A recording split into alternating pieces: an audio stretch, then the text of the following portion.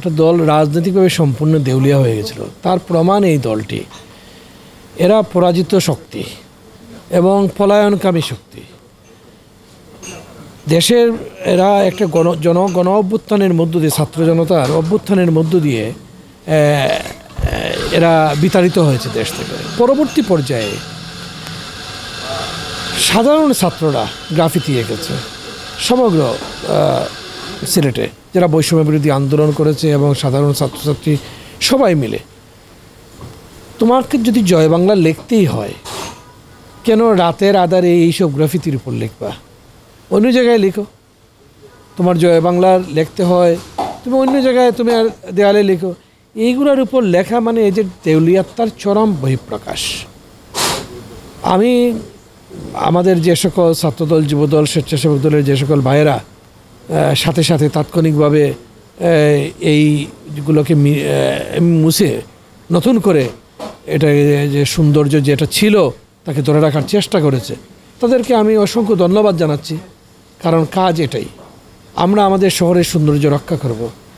এই গ্রাফিতিগুলো তো কোনো দলের পক্ষে ছিল না, এখানে কোনো বিশেষ দলের পক্ষে এখানে কোনো লেখা ছিল না। সেই লেখাগুলা কেন একটা বিশেষ দলের হয়ে তুমি সেই লেখাগুলোর উপর তুলির আঁচড় রাখবা, তাও রাতের আধারে? এরা আসলেই এদের কাছ থেকে আর যে রাজনীতির কোনো কিছু অবশিষ্ট থাকে নাই এখন। আপনারা দেখছেন এরা কি করতেছে, হঠাৎ করে বিভিন্ন স্থানে উকিঝুঁকি মেরে, একটা মিছিলও ঠিক না, উকিঝুঁকি মারতেছে বিভিন্ন ধরনের, এবং বারবার দেশটাকে অস্থিতিশীল করার জন্য যা যা কিছু করার প্রয়োজন তাই করতেছে। এই জিনিসগুলো তারই বহিঃপ্রকাশ। যে গ্রাফিক্সটি এই দেয়ালে সৌন্দর্য বর্ধনের জন্য আমাদের 24-এর যে গণ অভ্যুত্থান হয়েছে, সেই গণ অভ্যুত্থানের বহু স্মৃতি বিজড়িত বহু কিছু এখানেই আসলে তুলে ধরা হয়েছে এই গ্রাফিক্সের মাধ্যমে। আসলে রাতের আধারে যদি কেউ কোনো কিছু করে ফেলে, এটা তো আসলে আমাদের কোনো কিছু করার নাই। কিন্তু এটা যখনই আমাদের দৃষ্টিগোচর হবে, ইনশাআল্লাহ তাৎক্ষণিক আমরা প্রতিক্রিয়া দেখাবো, বা আমাদের যে নির্দিষ্ট টিমগুলো আছে সেই টিমগুলো ইনশাআল্লাহ এগুলো নিয়ে কাজ করবে।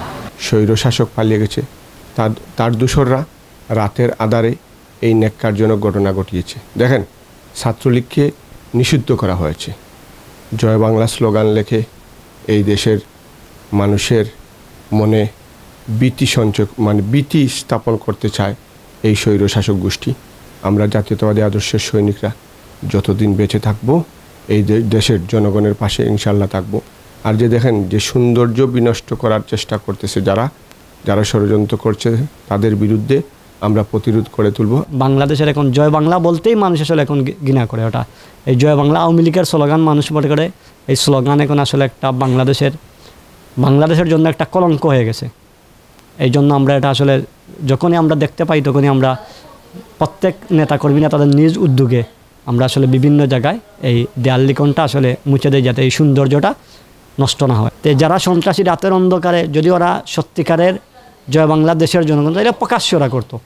ওরা রাতের অন্ধকারে লুকিয়ে জয় বাংলা লিখে, এটা আসলে ওরা কী মেসেজ দিতে চাচ্ছে আমরা বুঝতেছি না। কারণ এটা জয় বাংলা বাংলাদেশের স্লোগান না, এটা সাংবিধানিকভাবে এই স্লোগানকে নিষিদ্ধ করা হয়েছে। তাই রাতের অন্ধকারে যারা এটা আমরা মনে করি দেশের বিরুদ্ধে একটা ষড়যন্ত্র।